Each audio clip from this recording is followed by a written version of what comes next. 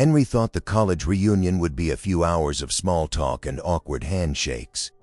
He never expected his ex-wife to stand in the center of the room, smiling at their former classmates while calling him a failed husband and a useless father. Laughter rippled through the crowd. He stood frozen, a black single dad with no defense, no rebuttal, just silence. Then, at the exact moment his humiliation peaked, a woman walked toward him. She was elegant, powerful, and utterly calm. She slipped her arm through his and said one word, "Honey." Who was she, and why was she on his side? Before we dive into this story, I'd love to know where you're watching from. Drop your city or country in the comments below. And if you're new here and enjoy stories about real life, dignity, and unexpected moments that change everything, hit that subscribe button and join our community. Now, let's get back to Henry. The evening sun cast long shadows across the living room as Henry adjusted his tie in the hallway mirror. Behind him, 7-year-old Serena sat cross-legged on the couch, watching her father with curious eyes. "Daddy, why are you dressed so fancy?" Henry turned to face his daughter. "Remember I told you about my college friends? We're having a little party tonight." Serena tilted her head. "But you never go to parties. You always stay home with me." She was right. In the 3 years since the divorce, Henry had built his life around two things: his job as a mid-level manager at a financial firm, and his daughter. Weekends meant trips to the park, not nights out. Evenings meant bedtime stories, not social events. He had declined every invitation, every opportunity to reconnect with old friends, because being present for Serena mattered more than anything else. "Your grandmother thinks I need to get out more," Henry said, kneeling down to meet Serena's eyes. "And maybe she's right. Just this once." Serena considered this for a moment, then nodded with the seriousness only a child could muster. "Okay, but you have to promise to come back and read me a story." "I promise, baby girl. I'll be home before you know it." His mother, Ruth, appeared in the doorway. At 62, she carried herself with the quiet strength of a woman who had raised 3 children on her own after her husband passed. She looked at Henry with knowing eyes. "You don't have to prove anything to anyone tonight," she said. "Remember that?" Henry kissed Serena's forehead, grabbed his car keys, and headed out into the cooling night air. His mother's words echoed in his mind as he drove toward the restaurant. He had spent his whole life not trying to prove anything. He worked hard, kept his head down, and focused on what mattered. But somehow, the world always seemed to demand more from men who looked like him. The restaurant was upscale, the kind of place with white tablecloths and soft jazz playing in the background.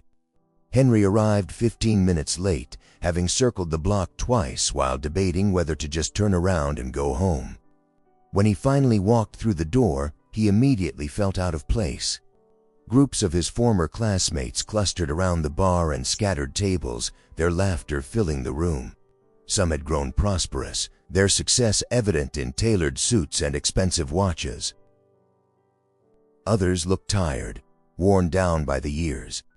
Henry recognized a few faces but found himself gravitating toward the edges of the room, nursing a glass of water and exchanging polite nods with people he barely remembered. Then he saw her. Ellie stood near the center of the room holding a glass of champagne and commanding attention the way she always had. Even after 3 years, the sight of his ex-wife sent a complicated mixture of emotions through his chest. She was beautiful, confident, and completely at ease. Beside her stood a tall white man in an expensive suit, his arm draped possessively around her waist. Her new husband, Henry realized, the one she had married less than a year after their divorce was finalized. For a moment, Henry considered leaving. He could slip out the door, drive home, and read Serena her bedtime story. No one would notice. No one would care. But before he could move, Ellie's eyes found his across the room. Her smile widened, but there was something sharp in it, something that made Henry's stomach tighten. "Henry!" she called out, her voice carrying over the ambient noise. Everyone, look who finally showed up. Heads turned. People he hadn't spoken to in years suddenly focused their attention on him. Henry forced a polite smile and raised his hand in a small wave, hoping that would be the end of it. It wasn't. Ellie detached herself from her husband and glided toward Henry, her heels clicking against the hardwood floor. A small crowd followed, drawn by her energy and the promise of entertainment. "It's been so long," Ellie said, stopping a few feet away from him. "I was just telling everyone about the old days, back when we were married." The way she said married made it sound like a joke, like a youthful mistake that everyone should laugh about. A few people chuckled nervously. "Ellie," Henry said, keeping his voice neutral, "you look well." "I am well," she replied, gesturing toward her husband who had joined the growing circle. "Richard has been wonderful. He actually takes me on vacations, can you believe it? We just got back from the Maldives." More laughter from the crowd. Henry said nothing. Ellie's smile never wavered, but her eyes grew harder. "I was just telling Sarah here about how things were between us, how you were always working, never present. Remember how you used to come home and just sit in front of the TV? I practically raised Serena by myself those first few years." Henry felt the heat rising in his chest, but he kept his expression calm. This was a trap, and he knew it. Ellie had always been skilled at rewriting history, at painting herself as the victim in a story where the truth was far more complicated. "That's not how I remember it," he said quietly. Ellie laughed, a bright, brittle sound. "Of course you don't. You were never paying attention." She turned to address the crowd, her voice rising. "Did you know he's a single dad now? Raising Serena all by himself. I give him credit for trying, I really do. But some people just aren't cut out for it." The words hit Henry like a physical blow. He saw the way people looked at him, saw the mixture of pity and judgment in their eyes. A few exchanged glances that said everything without speaking a word. A black man who couldn't keep his family together. A father playing a role he wasn't equipped for. "Ellie," Richard said, placing a hand on his wife's shoulder. "Maybe we should—" "I'm just being honest," Ellie interrupted, shaking off his touch. "Someone has to be. Henry never could stand up for himself. That was always the problem. No ambition, no drive, just existing, day after day, while I did all the heavy lifting." Henry's jaw tightened. He could defend himself. He could tell everyone how Ellie had been the one to walk out, how she had left him with a 4-year-old daughter and a stack of divorce papers. He could explain how he had fought for custody, how the judge had sided with him because Ellie couldn't be bothered to show up for the hearings. He could say all of that, but he didn't, because he knew how it would look. A black man arguing with his ex-wife in public, raising his voice, showing emotion.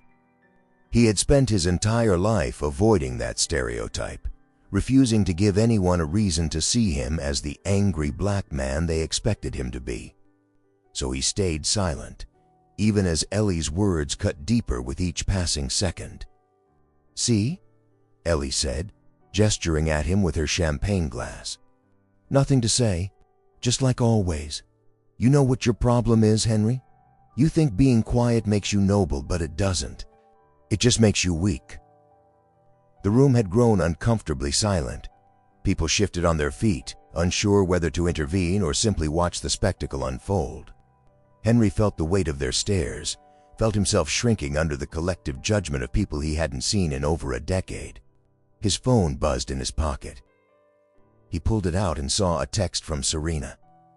"Daddy, when are you coming home? I miss you." Something cracked inside him.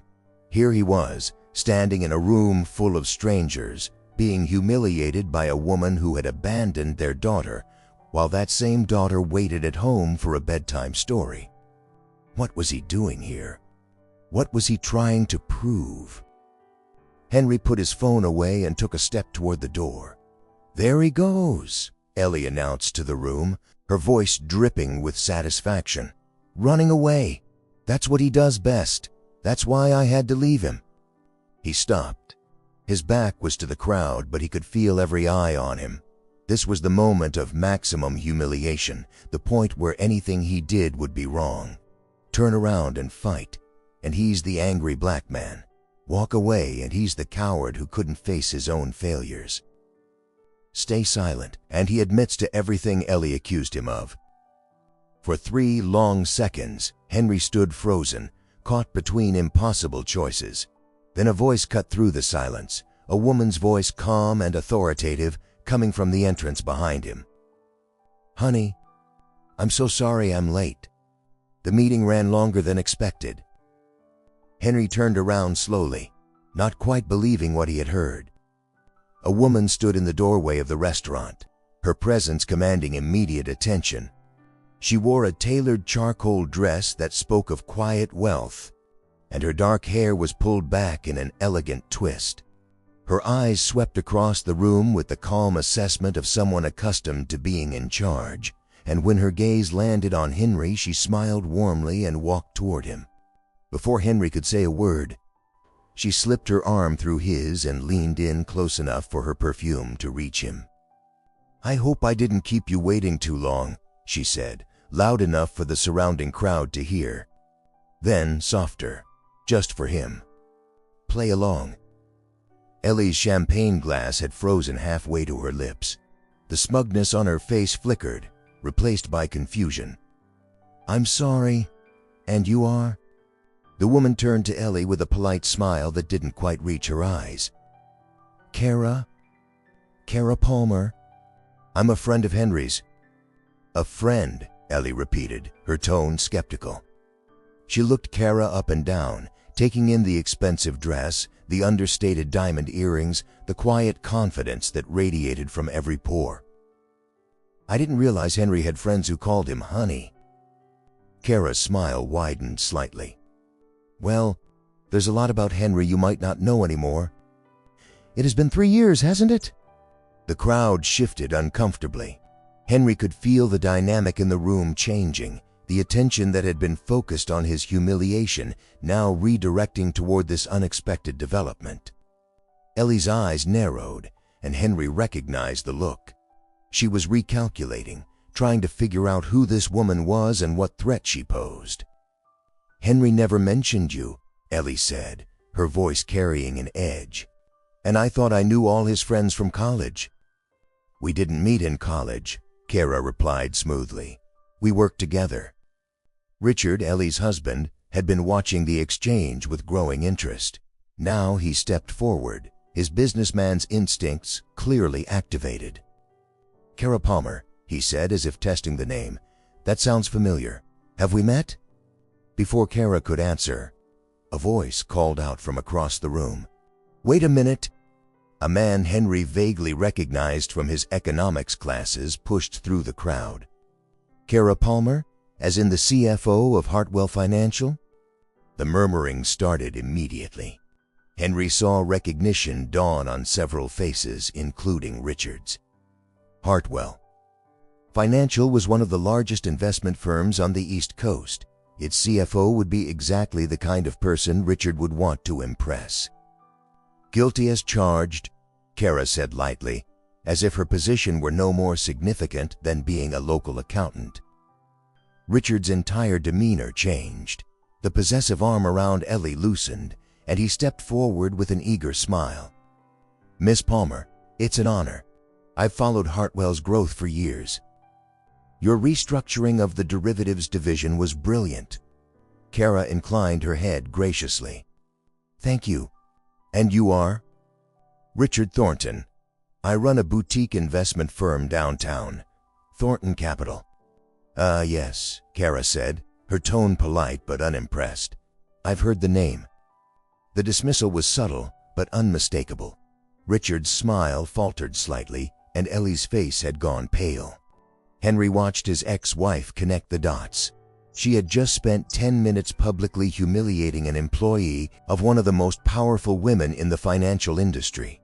Worse, that woman was now standing arm in arm with Henry, looking at Ellie like she was an insect that had landed on an otherwise pleasant dinner.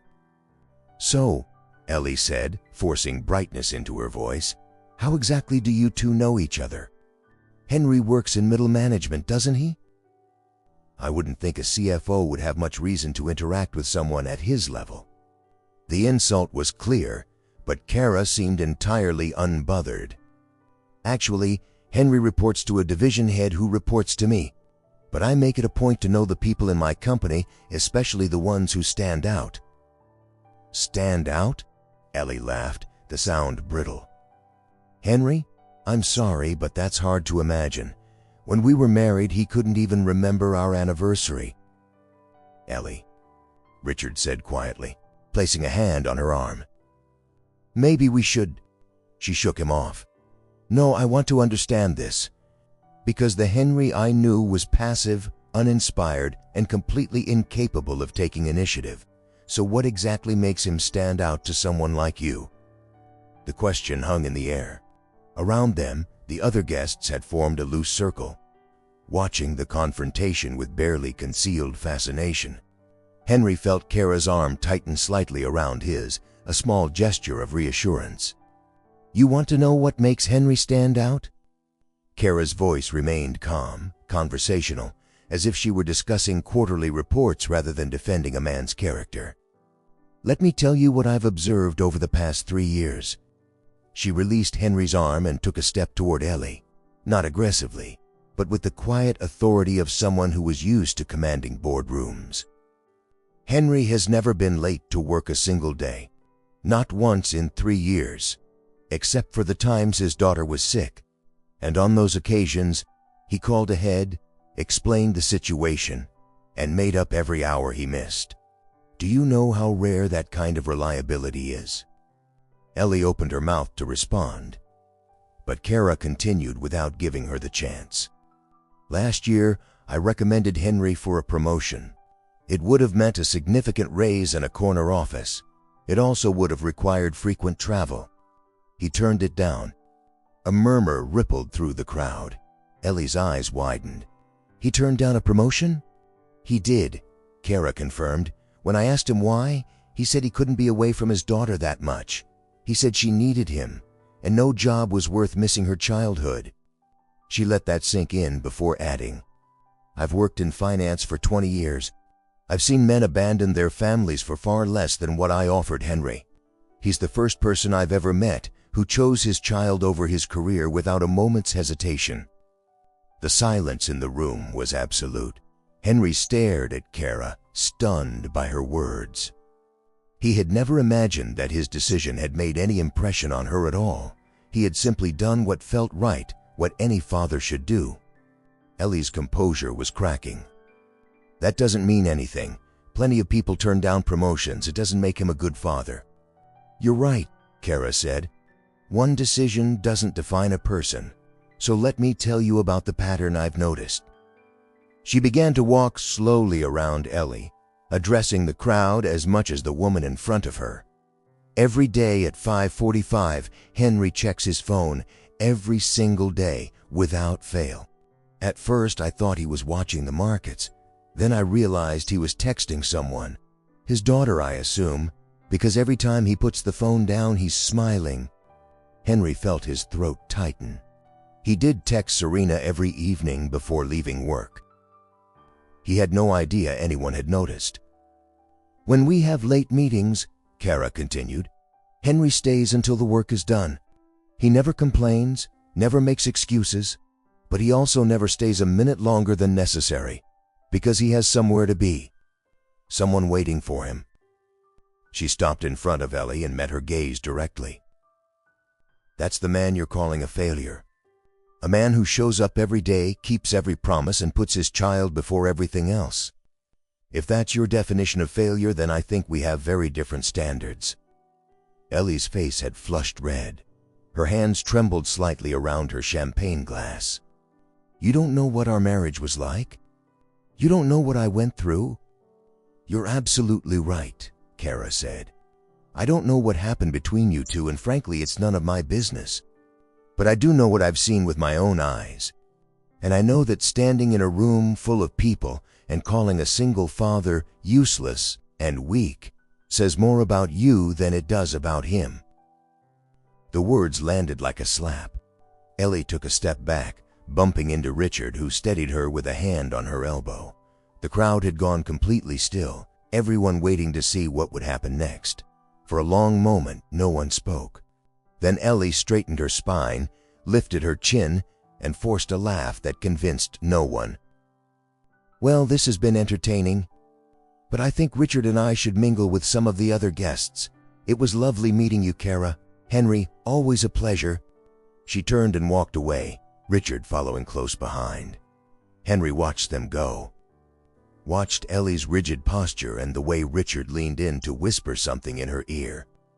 Whatever they had, it wasn't the happiness Ellie had tried to project. The crowd began to disperse, conversations resuming in hushed tones. Henry knew he would be the subject of gossip for weeks, but somehow that didn't bother him as much as it should have. He turned to Kara, who was watching him with an expression he couldn't quite read. "Thank you," he said quietly. "You didn't have to do that." Kara shrugged. "No, I didn't. But I wanted to." "Why?" She considered the question for a moment. "Because I've sat in enough meetings to know the difference between people who talk about integrity and people who actually have it. You're one of the few people I've met who falls into the second category." A small smile crossed her face. "Also, I really don't like bullies." Henry almost laughed. "Almost. How did you even know to come here? I didn't realize you were in the same graduating class." "Different department," Kara explained. "I was in the business school. We probably crossed paths on campus, but I doubt either of us would remember. I got the reunion invitation months ago and almost threw it away, but I had a meeting downtown tonight that ended early and I thought I'd stop by for a few minutes." She glanced toward where Ellie had disappeared into the crowd. Good timing, apparently. "Very good timing," Henry agreed. They stood in comfortable silence for a moment, the noise of the party washing over them. Then Kara tilted her head toward the door. "Do you want to get out of here? I don't know about you, but I've had enough socializing for one night." Henry thought about Serena, waiting at home for her bedtime story. He thought about his mother's words. You don't have to prove anything to anyone. He had come here tonight not knowing what he wanted, and now he realized he had gotten something he hadn't expected. Not vindication, exactly. Something quieter than that. Recognition, maybe. The simple acknowledgement that he wasn't the man Ellie had described. "Yeah," he said. "Let's go." They walked out of the restaurant together, leaving behind the whispers and the stares. The night air was cool and clean after the stuffiness of the party, and Henry took a deep breath, feeling some of the tension drain from his shoulders. "I meant what I said in there," Kara said as they walked toward the parking lot. "About you turning down the promotion. I wasn't just saying that to defend you." Henry nodded slowly. "I remember that conversation. I didn't think you'd hold it against me." "Hold it against you?" Kara laughed softly. "Henry, it's one of the reasons I respect you. Do you know how many people I've seen sacrifice everything for their careers, their marriages, their children, their health? And for what? A bigger office? A fancier title?" She shook her head. "You knew what mattered to you, and you didn't let anyone talk you out of it. That's rare." They reached Henry's car and he stopped, turning to face her. "Can I ask you something?" "Of course." "Why did you call me honey? You could have just introduced yourself, said we were colleagues. Why the act?" Kara's expression grew thoughtful. "Because I saw the way that room was looking at you. Like you were already guilty of everything she accused you of. And I knew that if I just walked in as your boss, it wouldn't change anything. They'd still see you the same way."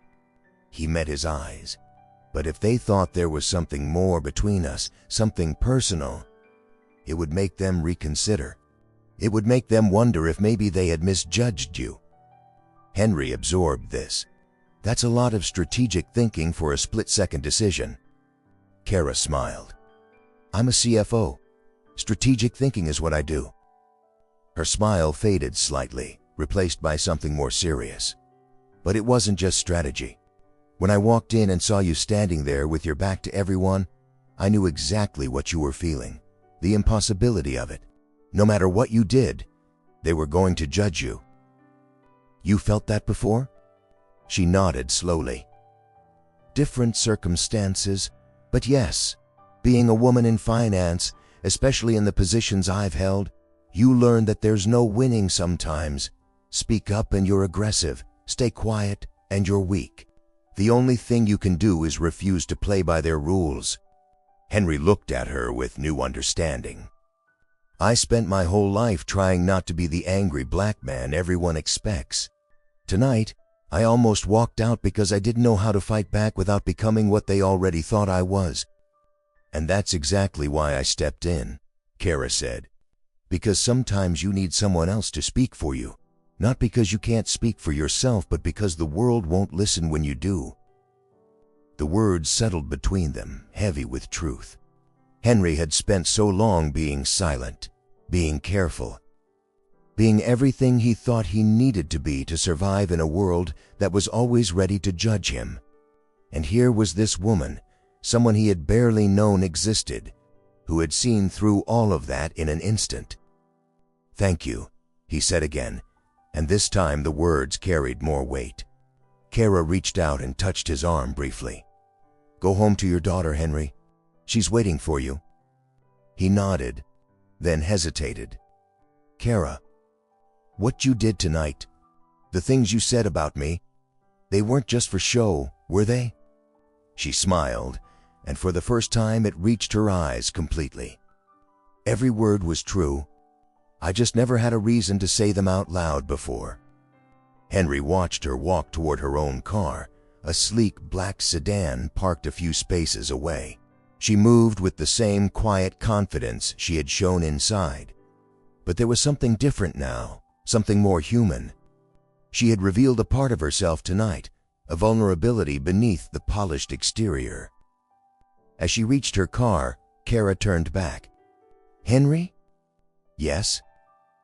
"For what it's worth, I think your daughter is lucky to have you. Not many fathers would do what you've done." Before he could respond, she got into her car and drove away, leaving Henry standing alone in the parking lot. Above him, the stars were beginning to emerge in the darkening sky. Somewhere across town, Serena was waiting for her bedtime story. And for the first time in 3 years, Henry felt like maybe, just maybe, he wasn't as alone as he had thought. He got into his car, started the engine, and headed home. The drive home felt longer than usual. Henry kept replaying the evening in his mind, turning over each moment like stones in his palm. Ellie's accusations, the crowd's silent judgment, Kara's unexpected intervention. He still couldn't quite believe it had happened. When he pulled into the driveway, the living room light was still on. Through the window he could see the blue flicker of the television. His mother was probably watching one of her late-night shows, waiting up for him even though he had told her not to. He sat in the car for a moment, hands still on the steering wheel. Something felt different, shifted. Not the world around him, but something inside. For 3 years he had carried the weight of Ellie's departure like a stone in his chest. He had told himself it didn't matter what she thought, what anyone thought.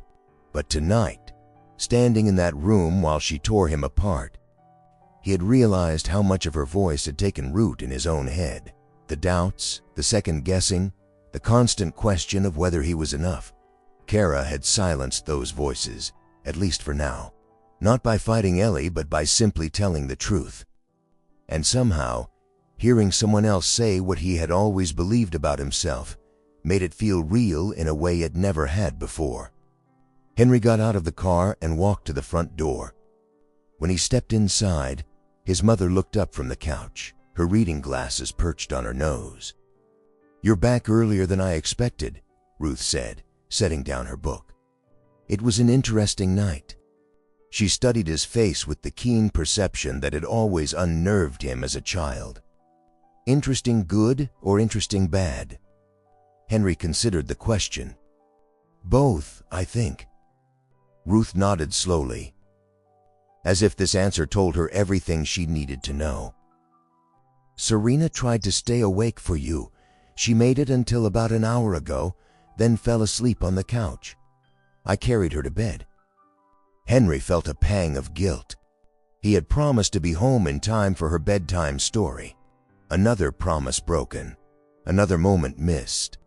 But when he thought about what had happened at the reunion, he realized that maybe some things were worth the cost. "Thank you for watching her," he said. Ruth stood up and gathered her things. "That's what grandmothers are for." She stopped at the door, looking back at him with an expression he couldn't quite read. "Whatever happened tonight, don't let it sit too heavy on your shoulders. You're a good man, Henry, a good father. Don't let anyone make you forget that." After she left, Henry stood alone in the quiet house. The silence felt different now, not empty, but peaceful. He walked down the hallway to Serena's room and pushed open the door. She was curled up under her purple blanket, her favorite stuffed elephant tucked under one arm. The nightlight cast soft shadows across her face, and Henry felt his heart clench with a familiar mixture of love and fear. Love for this tiny person who depended on him completely. Fear that he would somehow fail her, let her down, prove Ellie right after all. He sat down on the edge of the bed, careful not to wake her. But Serena had always been a light sleeper, and her eyes fluttered open almost immediately. "Daddy?" Her voice was thick with sleep. "Hey, baby girl. I'm sorry I'm late." Serena rubbed her eyes and sat up, her hair a tangled mess around her face. "Did you have fun at your party?" Henry thought about the question. Fun wasn't the right word, but something valuable had happened, something he was still trying to understand. "It was okay," he said. "I met an old friend." "A good friend?" He smiled. "Yeah, a good friend." Serena yawned and snuggled back down into her pillow. "That's nice. Grandma says you need more friends." Henry laughed softly. "Grandma says a lot of things. She's usually right, though." He couldn't argue with that. He leaned down and kissed Serena's forehead. "Go back to sleep, sweetheart. I'll be here when you wake up." Promise? The word hit him harder than it should have. How many promises had he made to this little girl? How many had he kept? He thought about what Kara had said, about how he had never missed a day of work except when Serena was sick, about how he had turned down a promotion to be present for his daughter. Maybe he wasn't perfect, maybe he made mistakes, but he showed up. Every single day, he showed up. "I promise," he said. Serena's eyes were already closing again. "I love you, Daddy." "I love you too, baby girl, more than anything." He stayed by her bedside for a few more minutes, watching her breathe, feeling the quiet miracle of her existence. Then he stood up, turned off the nightlight, and walked back to the living room. His phone buzzed in his pocket. He pulled it out and saw a text from an unknown number. "Did you make it home okay? This is Kara, by the way. I got your number from the company directory. Hope that's not too stalkerish." Henry smiled despite himself. He typed back, "Home safe. Serena's asleep. Thank you again for tonight." The response came quickly. "Stop thanking me. I meant everything I said. Get some rest, Henry. You've earned it." He stared at the message for a long moment. There was something in Kara's words that went beyond professional courtesy, beyond simple kindness. She had seen him tonight in a way that few people ever had, not as a stereotype, not as a cautionary tale, but as a man doing his best in an impossible situation. Henry walked to the window and looked out at the quiet street. The neighborhood was dark, most of his neighbors already asleep. Somewhere out there, Ellie was probably still at the reunion, still performing for an audience that didn't really care about her. Or maybe she had gone home with Richard, back to the life she had chosen when she walked away from this one. He didn't feel angry anymore. That surprised him. For 3 years he had carried a quiet rage toward Ellie, a resentment that he had never allowed himself to fully acknowledge. But tonight, watching her attack him with such desperation, he had seen something he hadn't noticed before. She wasn't happy. The expensive husband, the trips to the Maldives, the champagne and the designer clothes, none of it had given her what she was looking for. She had torn him down because she needed to believe that leaving him had been the right choice, and the harder she tried to convince everyone else, the more obvious it became that she was really trying to convince herself. Henry didn't need to hate her for that. He could let it go.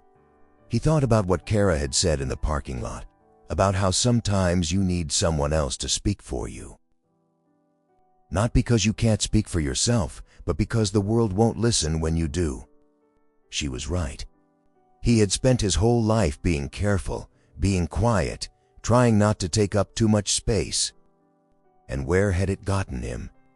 Standing alone in a room full of people who had already decided who he was. But Kara had changed the narrative. She had walked in and rewritten the story, not with anger or accusation, but with simple truth. And in doing so, she had shown Henry something he had forgotten. His worth wasn't determined by Ellie's words or the crowd's judgment. It was determined by his actions, day after day, year after year. The choices he made when no one was watching, the promises he kept when it would have been easier to break them. He wasn't a failed husband. He was a man whose marriage had ended, like millions of marriages end, for reasons that were complicated and painful and ultimately nobody's business but his own. He wasn't a useless father. He was a single dad who had fought for custody of his daughter, who had rearranged his entire life around her needs, who had turned down a promotion because being present for her mattered more than any corner office. He wasn't weak for staying silent. He was strong enough to know that some battles aren't worth fighting, that some people aren't worth convincing, that the only opinion that truly mattered was the one belonging to a 7-year-old girl who fell asleep waiting for her daddy to come home. Henry put his phone away and walked to the small table by the door where he kept his keys and wallet. Next to them sat a framed photograph, him and Serena at the beach last summer, both of them laughing at something the camera hadn't captured. He picked it up and studied it, remembering that day. Serena had spent hours building sandcastles, and Henry had helped her dig a moat that kept filling with water. They had eaten ice cream for lunch and watched the sunset from the boardwalk. It had been a perfect day, the kind of day that made everything else worthwhile. That was who he was. Not the man Ellie described, not the stereotype the world expected. Just a father who loved his daughter and tried his best every single day. He set the photograph down and headed to his bedroom. As he changed out of his suit and into comfortable clothes, he thought about tomorrow. There would be work and school drop-off and probably a dozen small crises that needed his attention. There would be questions from colleagues who had heard about the reunion, and maybe some awkward conversations with people who didn't know what to say. Life would go on, the way it always did. But something had shifted tonight, something fundamental. Henry had spent 3 years believing that he had to carry his burdens alone, that asking for help was weakness, that silence was the only safe response to a world that was always ready to judge him. Kara had shown him a different way, not fighting, not fleeing, but simply standing firm in his own truth and letting someone else help him hold that ground. He lay down in bed and stared at the ceiling. Tomorrow he would text Kara and thank her properly. Maybe he would ask her to coffee, as a friend, as a colleague, as whatever she wanted to be. He didn't know where that might lead, and he wasn't going to overthink it. For now, it was enough to know that she existed, that someone had seen him, truly seen him, and found him worthy. His phone buzzed one last time. Another message from Kara. For what it's worth, I think your daughter already knows how lucky she is. Good night, Henry. He smiled and typed back. Good night, Kara. Then he closed his eyes and, for the first time in longer than he could remember, fell asleep without the weight of the world on his shoulders. Down the hall, Serena slept peacefully, dreaming whatever dreams 7-year-olds dream. And in the quiet house, surrounded by the evidence of a life built on love and sacrifice and stubborn hope, Henry finally allowed himself to believe what he had always known but never quite accepted. He was enough. He had always been enough. And now, at last, he could stop trying to prove it to anyone but himself. If this story touched your heart, you're not alone. Stories like Henry's remind us that our worth isn't defined by the loudest voices in the room, but by the quiet choices we make every day. If you enjoyed this, subscribe to the channel so you don't miss the next one, and leave a comment telling me what you think Henry should do next. Should he take that coffee with Kara? I'd love to hear your thoughts. Until next time, take care of yourselves and the people who matter most.